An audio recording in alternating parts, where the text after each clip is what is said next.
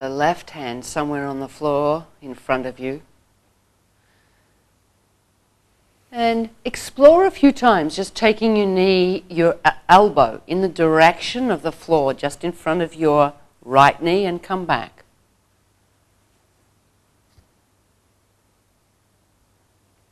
Can you feel your breathing coming and going as you do that?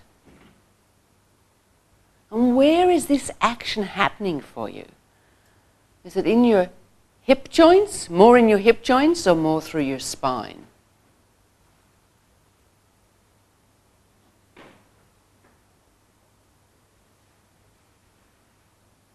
Okay, the next time, go slower, and when you feel like you're at a height where you can comfortably stay there, pause there, and then begin to explore the action we did this morning, the scooping movement of moving your elbow from here, as if you had an eye on the tip of your elbow, and you move it outwards in front of you and upwards, forwards and upwards, and then down and back in. And feel what that asks of your spine. Can you feel which vertebrae in your back are active? Maybe you remember having your partner's hands on you.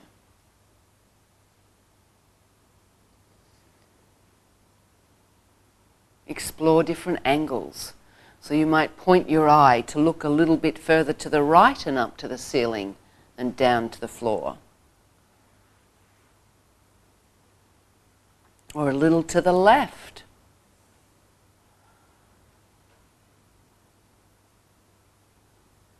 So let's just check in. How you're moving. Would you say you're exercising or learning?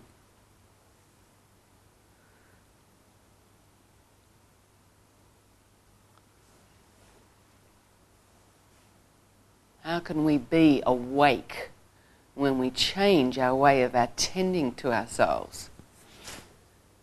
Okay. Rest in sitting a moment.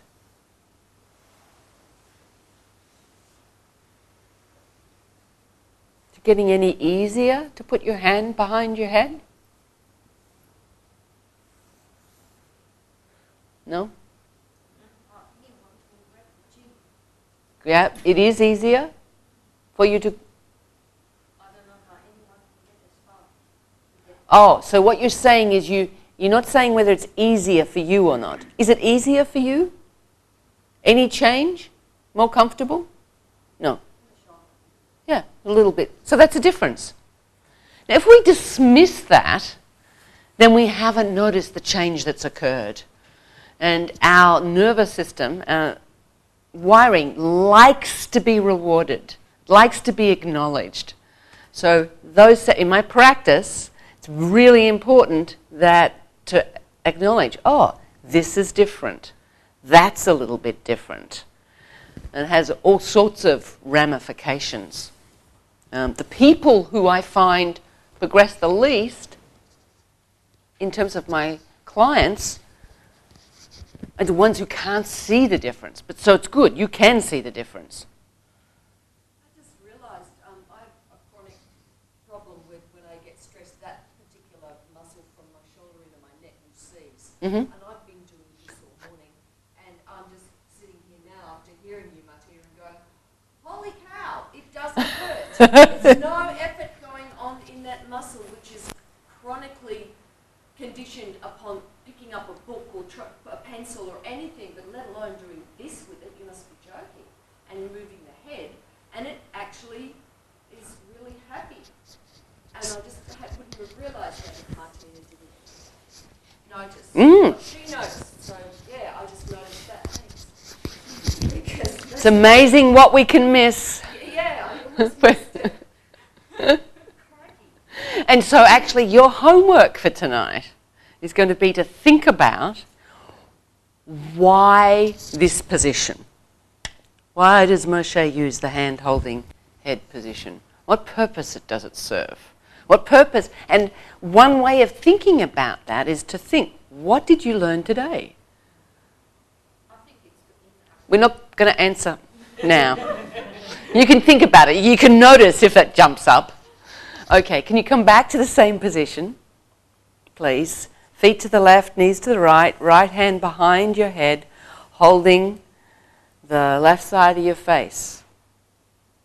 Now begin to explore from here, your left hand on the floor in front of you, taking your right elbow down towards the floor in front of your knee, gradually turning your head to look towards underneath your left armpit so that your shoulder comes closer to the floor. Now, are you thinking orientation, or has that gone out the window? So orientation means that your head is going to be lying at the end of the mat that you lay down at the beginning of the lesson. Now, it may not happen today. So don't worry about losing, don't stop yourself unless you're thinking about what would I need to do to get myself lying on the back with my head, feet oriented towards me. Feet to me.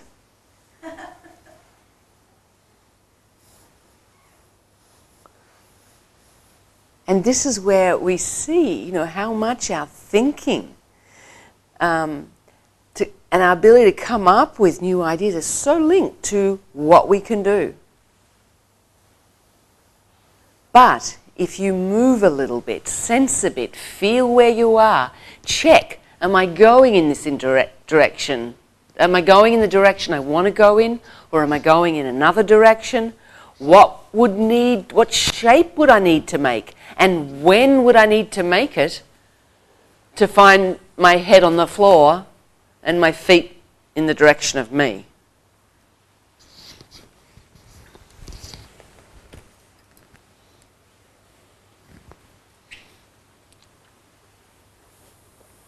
Okay, lie on your back and rest.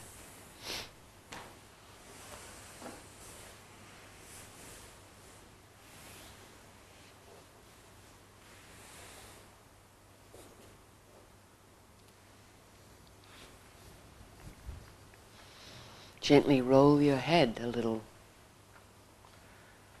Just to check in. Is your head feeling lighter? The vertebra of your neck following the movement of your head more easily?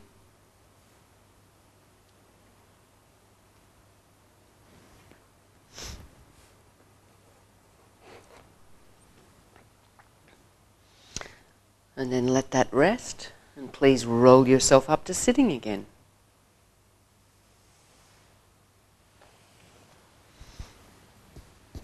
This time, sit with your feet to the left, your knees to the right.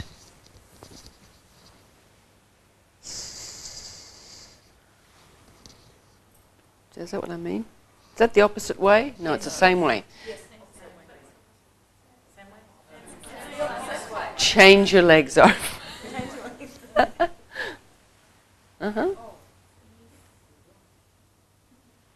Okay, please bring your left hand slowly round the back of your head to hold on to the left side of your face from behind your head.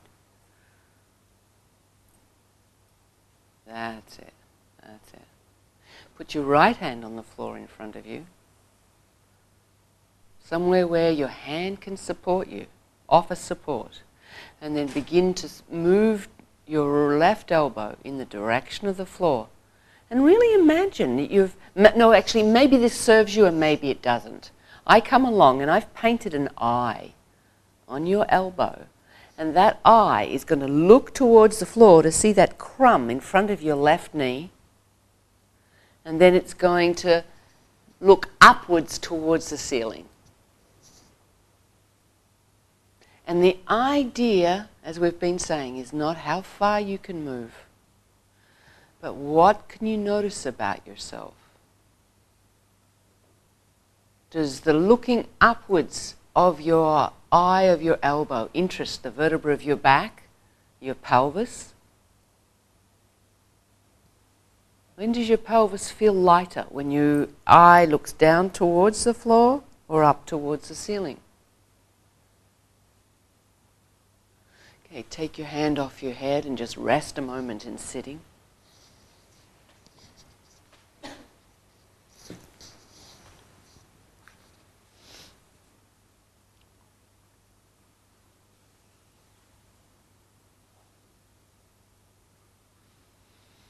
And come back, sitting in the same way, left hand behind your head to hold the right cheek, chin, ear.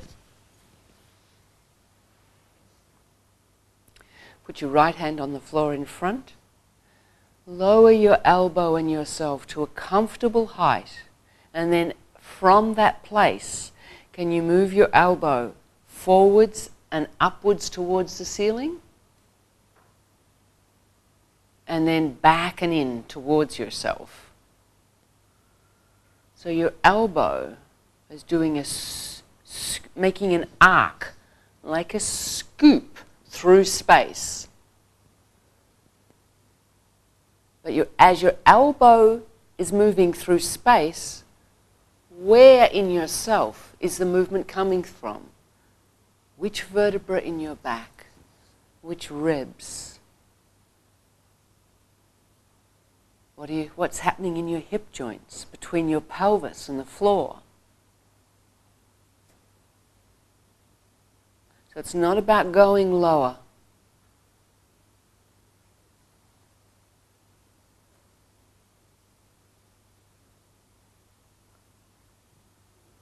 So it doesn't matter how big your scoop is, but that you actually get clearer about the orientation,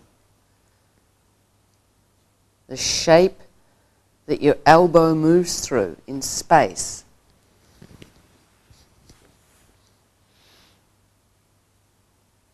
And then sensing how you're organizing yourself through your spine, your ribs, your sternum,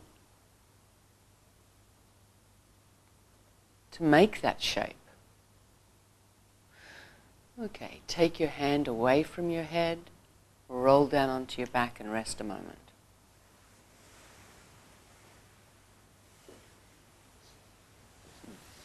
Thanks, Jenny. Just saw them. Thank you.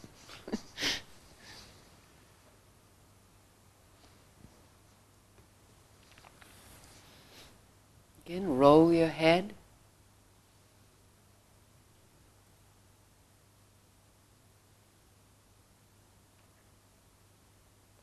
And do you feel any sensations of movement connected to the rolling of your head beyond your neck? So our spine is a functionally linked system.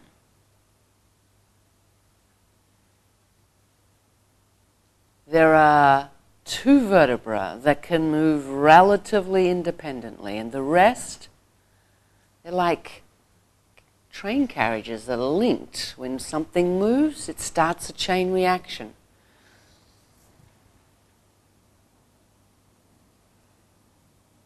Now we can interfere with that, we can stop that in thousands of different ways. But you can also help develop it or reveal it, have it revealed to yourself. If you learn to listen in more and more subtle ways. It's like listening for whispers. Once you hear a whisper, it may not sound like a whisper anymore. Well, no, in my experience, I can still remember a lot of my training and remember thinking that it was just impossible, certain things. That didn't happen. But as I learned to be more and more patient and listen and wait, more and more emerged. I lost being a billboard.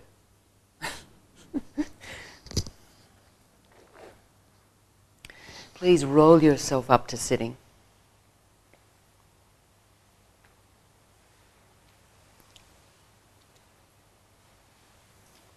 Sit with both feet to the left, knees to the right, your right hand round to the right side of your head.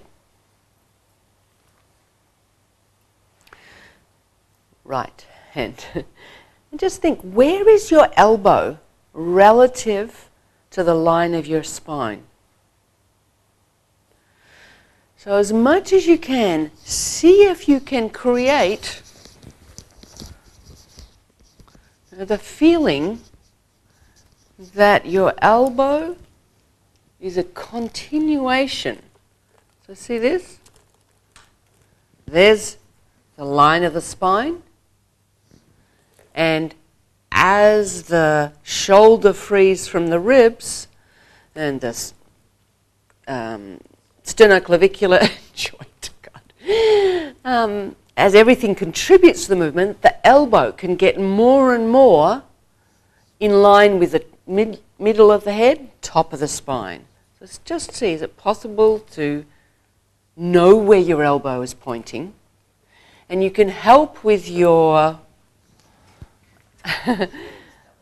help with your left hand a little bit. I don't know if you've ever seen the Olympic Games, the swimmers in the Olympic Games, what they do with their shoulders and their arms before they swim, what they do for their flexibility.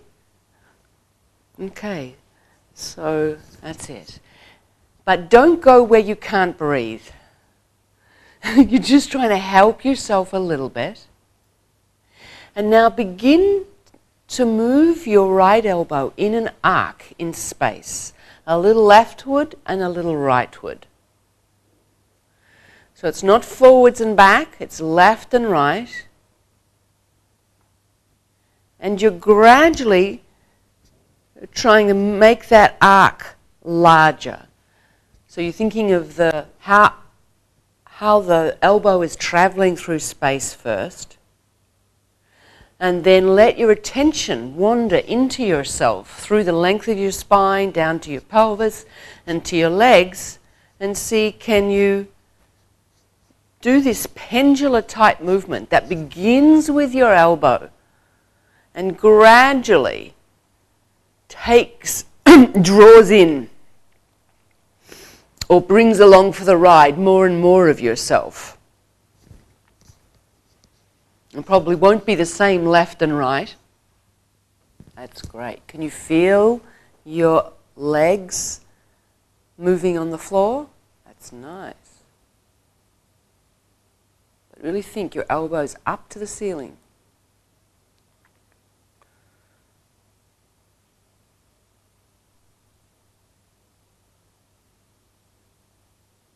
So you're involving the whole of yourself in the action.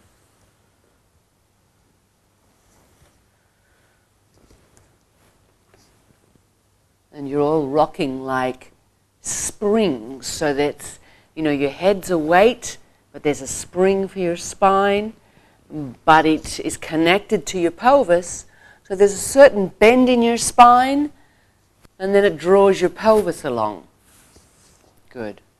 Rest a moment in sitting. You can unbend your legs.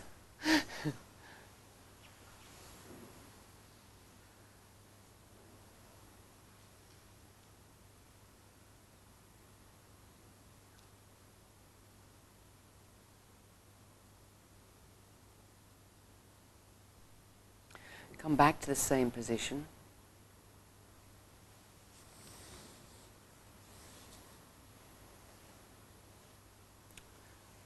So right hand behind your head, holding on to the left side of your face. Now can you turn as if you're pivoting your elbow around your elbow, and just see how far you can turn to the right and turn to the left. And I say how far, and that's how easy it is to get into the trap, because I'm not really interested how far. I'm interested in how you do it.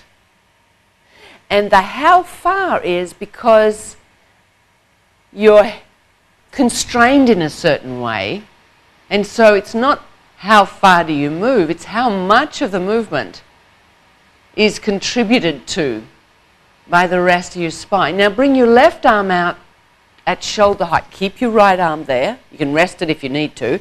Bring your left arm out to the side at shoulder height. Keeping your arm in line with your torso. Begin to turn it. Turn your arm and yourself right and left. Just feel what that is inviting through your ribs, the spine, the vertebra between your shoulder blades.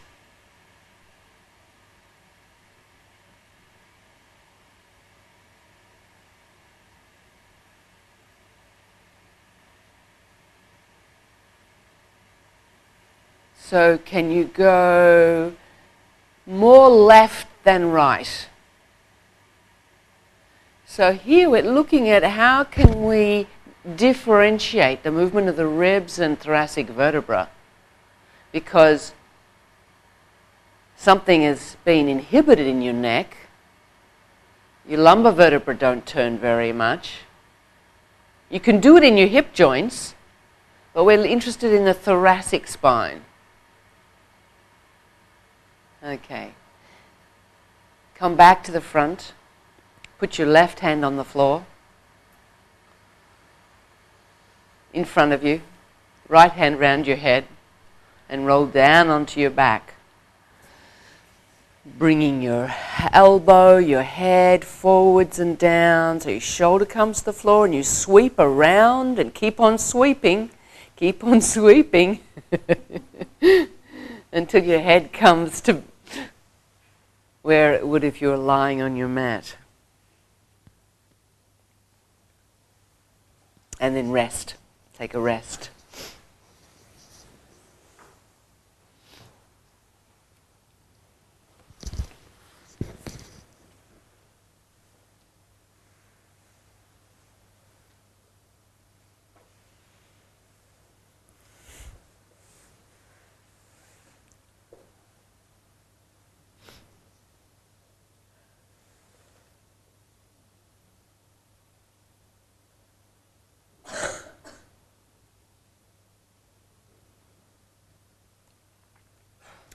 Please roll yourself back up to sitting again.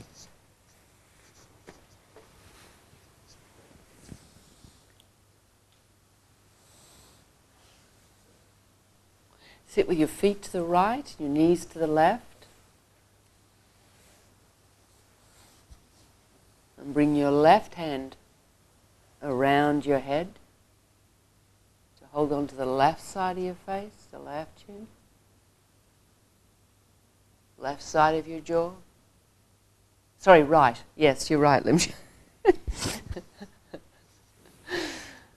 So it's very interesting crossing the midline. As we said earlier today, it's a very interesting neurological, it's more complex. And here I'm feeling it in myself, and I'm watching your hands come around the other side of your head. And it's a bit like that mime, you know, Marcel, the mime artist. It's all of a sudden I lost my left and right. So yes, it's left hand round the head. And bring your elbow towards the ceiling in line with your spine.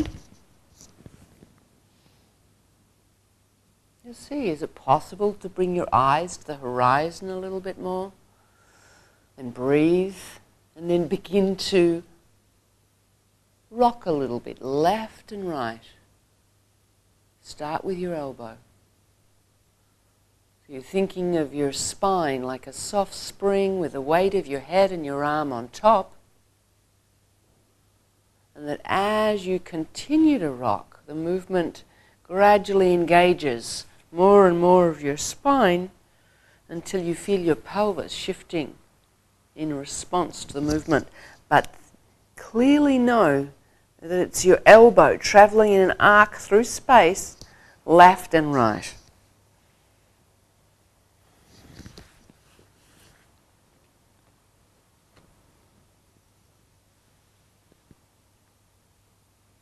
Can you breathe while you do that?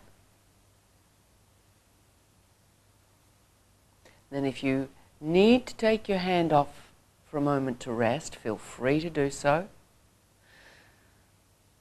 If you don't, pause in the middle and bring your right arm out to the side, shoulder height. If you're feeling like your neck is getting sore or strained, then don't reach so far. Is your neck sore, Madhavi? Okay, don't reach so far then. I mean with your hand. Don't make it such so that it's at the limit. Now just see which direction is easier. So here, when you go forwards, one, you can bend in your shoulder joint, and two, your pelvis is oriented to turn to the left. But when you start to go back to the right, it's demanding your thoracic vertebra be involved, or you can't go very far. So just notice how willing are your thoracic vertebra and ribs to be heard, to be sensed, to be felt, the left side and the right side simultaneously. One side's going back, the other side's coming forwards. So think less of the forwards and more of the back. But keep your knee on the floor.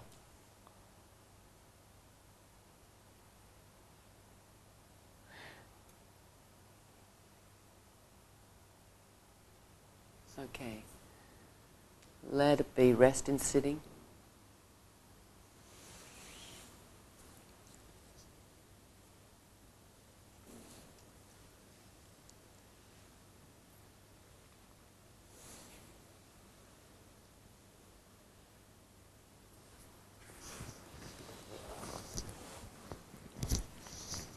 Please bring your left hand around your head.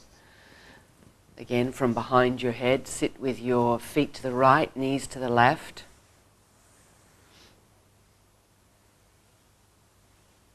Begin to take your left elbow, right hand on the floor in front of you, and begin to take your left elbow towards the floor and somewhere in front of the right knee. Like you find, listen to the timing that can allow you to sweep your left elbow on the floor with your right hand around to the left, so that at a certain moment you're folding, folding, folding, your pelvis is turning, your arm is sweeping, and that your legs can elongate, you unfold and lie on your back.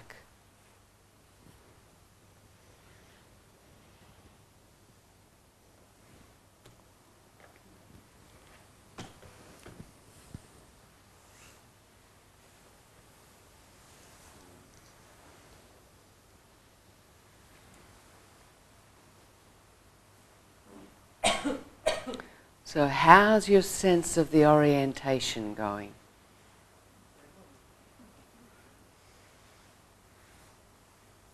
And it doesn't matter. You can let that go. You can be, you see children lie in all sorts of directions.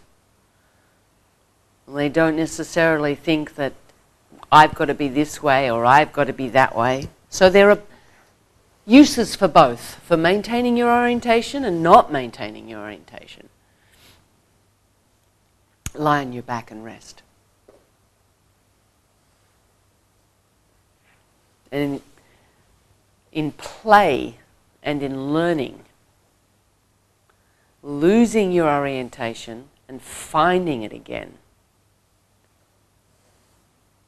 is part of the game.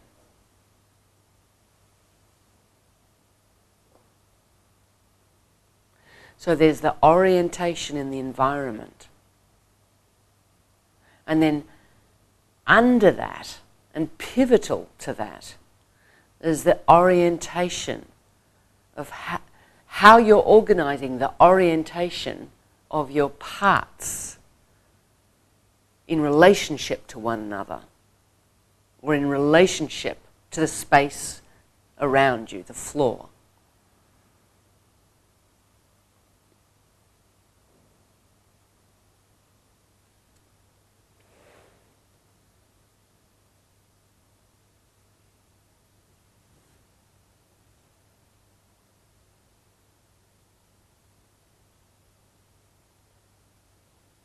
Please bring your left hand behind your head to hold on to the right side of your face or chin,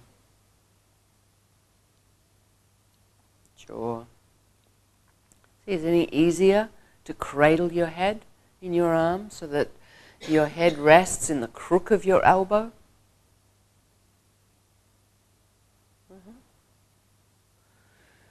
And then in this position, your legs are long.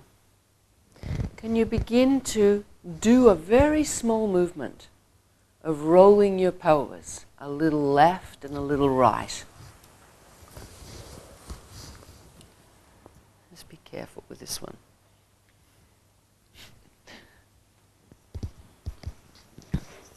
And just notice how you're doing that. So can you do it without pushing with the legs? The legs stay long and no increase of pressure with your feet on the floor. Now, you can do that way. And Moshe says, well, isn't that good enough? If you can do it one way, isn't that good enough?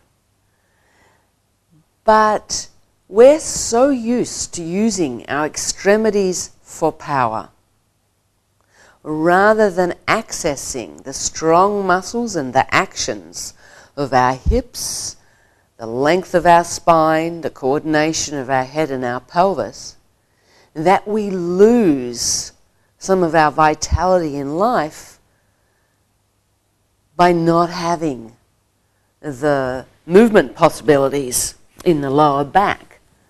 And that the legs are attached to the pelvis. So if you can more finely control the actions of your pelvis in space, your legs will carry you. You'll be able to go faster because you're not wasting energy in using your legs in a way that you can use the center of you for. So it can be tiny. It can be a centimeter, right, left, right, left. So you're thinking of your pelvis, not your legs. Can you feel that your legs are moved from this movement of your pelvis, but only as a consequence? And only if your legs are soft and not holding any unnecessary muscular tension. So your pelvis rolling left and right, that's right. Pardon? Your bum, yes. Thank you. So I didn't mean to answer you like that. Your buttocks. And you'll feel your pelvis moving as well, but you'll feel a change in pressure across your buttocks. Do you sense how as you go to one side, your back has to arch on the opposite side a little bit? Now, if you can, so it's not moving your legs, yeah, that's it.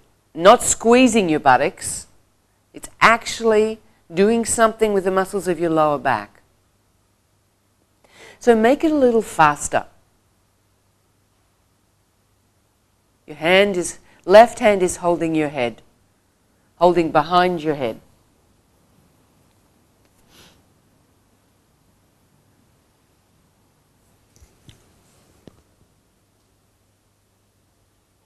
So could you gradually make that movement larger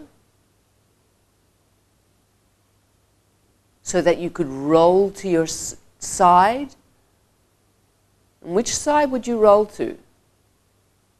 If you begin the action with rolling your pelvis to the right and keep going a little bit, let your lower legs move backwards to the left, your head and chest will start to roll to the right. And then maybe you could continue finding the path, sweeping your self up to sitting. That's it.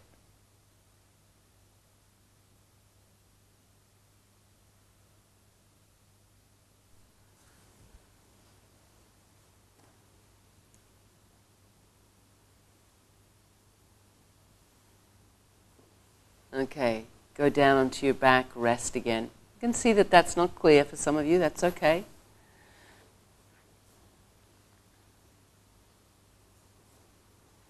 We come back to things again and again.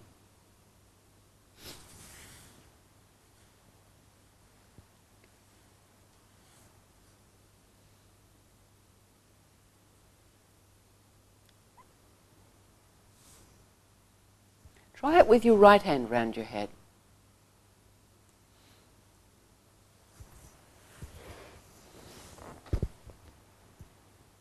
So, rolling your pelvis, a little right and a left.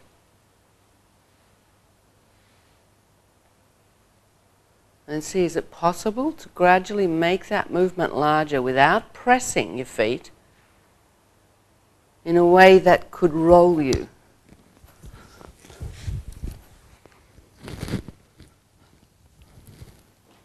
Now, if your legs are too far spread apart, it's not possible, because your weight of your legs will constrain your hip joints.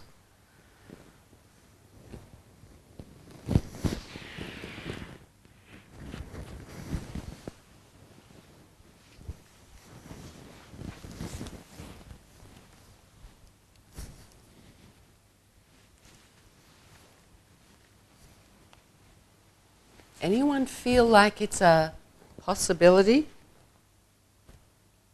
to use the back, to roll the pelvis, to begin to roll to the side from whence you can lift your head and continue rolling up?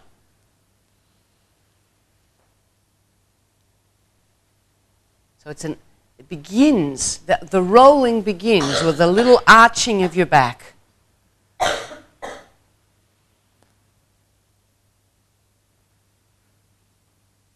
Your legs are long and not pressing the floor.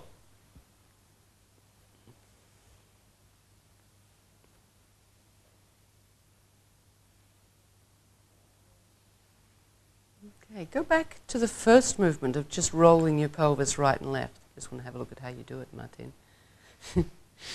See if you've got it.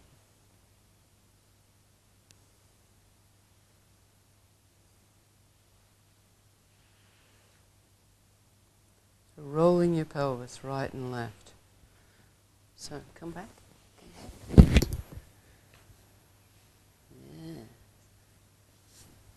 This way it would be, with that elbow, with that arm. What's this? Okay, not today. Not today. Okay, rest on your back.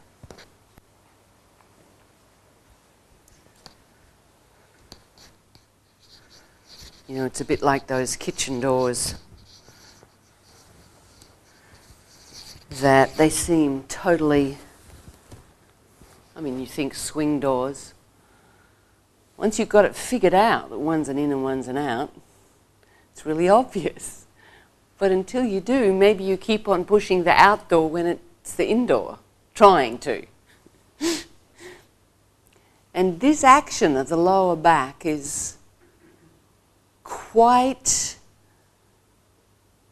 uncommonly used because it requires a very different coordination of the belly and the lower back.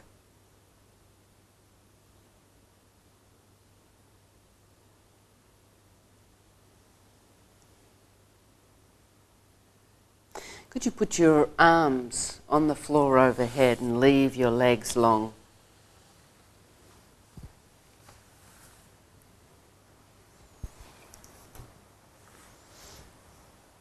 Put your arms comfortably wide apart.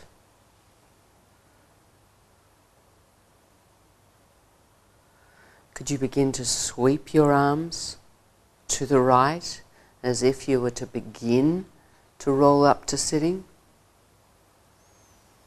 Just begin. Feel how your arms can sweep, staying in contact with the floor. Notice the speed that each arm sweeps at. One arm, two arms, they both move continuously, or are there places where they stop?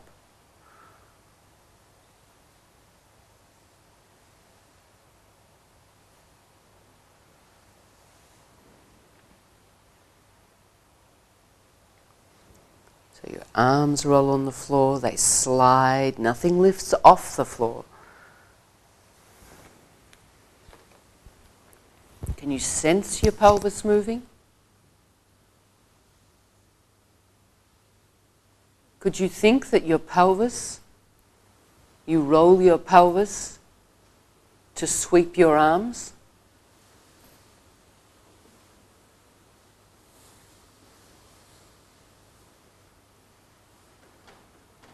And explore going to the other side.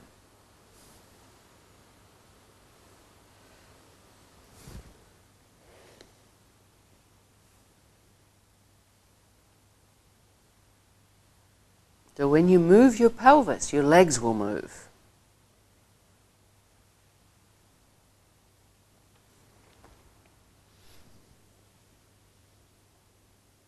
But then often we add unnecessary movements to the movements of our legs, movements of ourselves.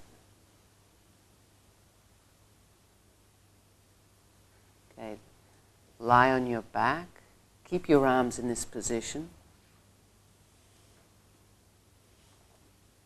Feel the X-ness of your shape. You like the X-Men movies, the X factor of you.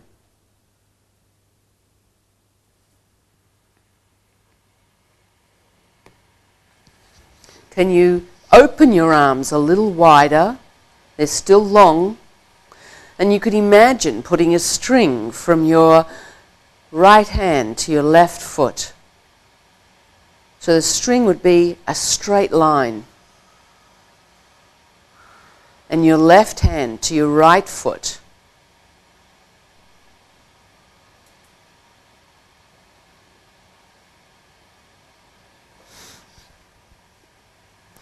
Keeping your arms and legs in this position, could you lift your head a little bit and put it down?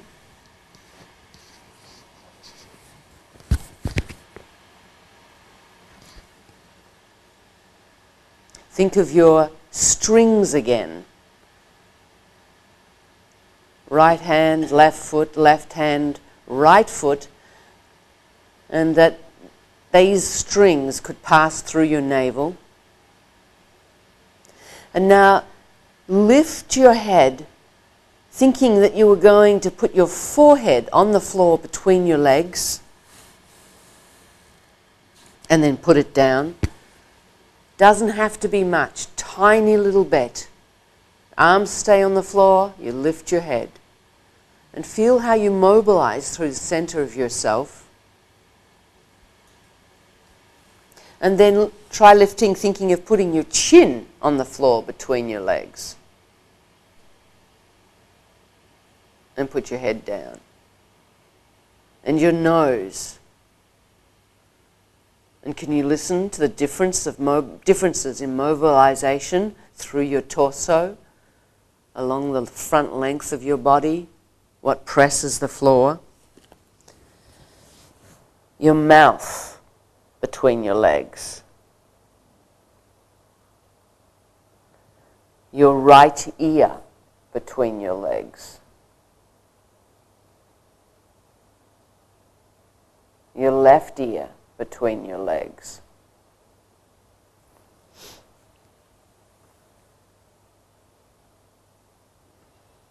And then rest in this position.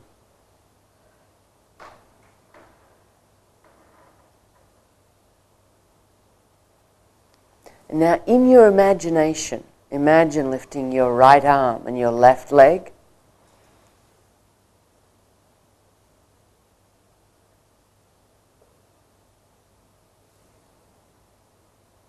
Your left arm and your left leg.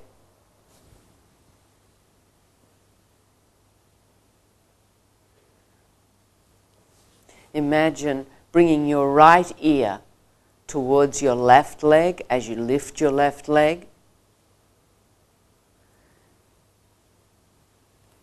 And then your left ear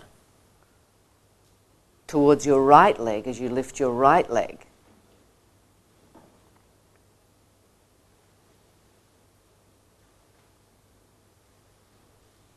And then bring your arms down. Rest a moment.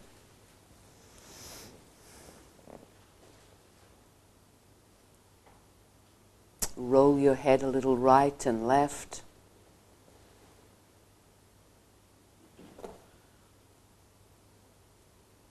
Sense the contact of yourself with the floor.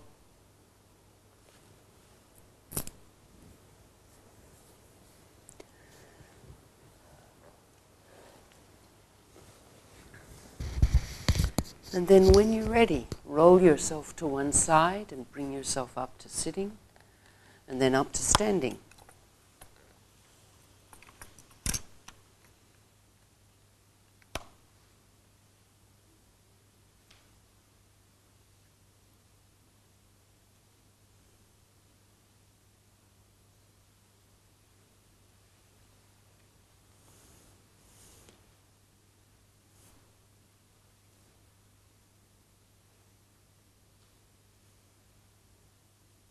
Take a moment in standing to appreciate if there's anything that you sense within yourself as an after effect of what you've been doing, how you've been exploring.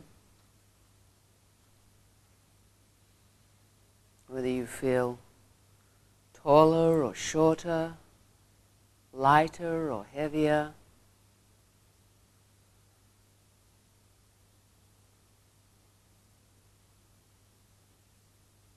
And just try turning a little right and a little left.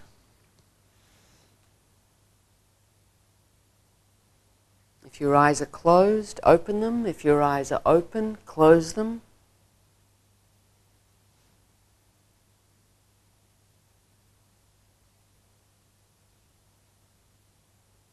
And then when you're ready, leave that and walk around. And just notice has exploring this lesson left any impressions or sensations of movement within you as you walk that you can sense or that you're drawn to.